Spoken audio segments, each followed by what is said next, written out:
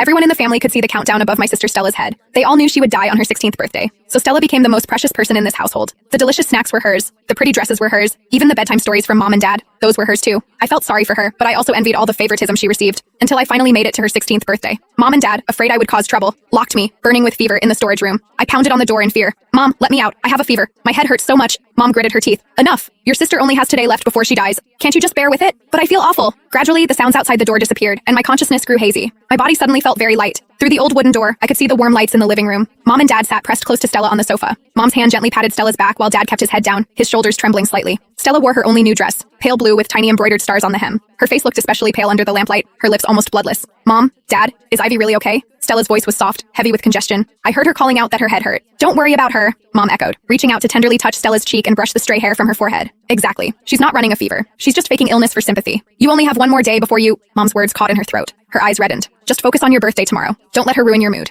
Stella pressed her lips together and said nothing more, but her brow furrowed even tighter. I knew she always felt she owed me something. From the time I could remember, all the family's favoritism piled onto her. I had to watch longingly as she got even a warm bowl of egg custard, let alone new clothes or new toys. But Stella would secretly slip me her snacks, alter the new dresses Mom and Dad gave her to fit me. And whenever Mom and Dad scolded me, she was always the first to shield me. She would always say, Ivy, I'm sorry. It's because of me that you suffer. But Mom and Dad didn't see it that way. Mom sighed, looking at Stella with eyes full of pity. Don't always defend her. That girl has been jealous of you since she was old enough to understand. She can't stand to see you happy. Don't you remember your 14th birthday? Stella's 14th birthday. That was the first time I truly understood the reality that Stella would die. That day, the family bought a cream cake for the first time, with 14 thin candles stuck in it. Mom carefully lit the candles while Dad held up the old camera we'd had for years, wanting to capture one of Stella's few remaining birthdays. I hid behind the door watching the candlelight reflect on Stella's face, watching her close her eyes to make a wish, watching the tears Mom and Dad struggled to hold back. I rushed out. I don't know what I was thinking then. Maybe it was jealousy. Maybe it was my inability to accept that the sister who was always so gentle with me was going to leave. I swept the cake to the floor. Cream smeared everywhere. Candles rolled into corners and quickly went out. I don't want to watch you celebrate her birthday, I shrieked like every annoying bratty child. I still remember the look in Mom and Dad's eyes. When Dad's hand came down, I didn't dodge. Once, twice, 3 times.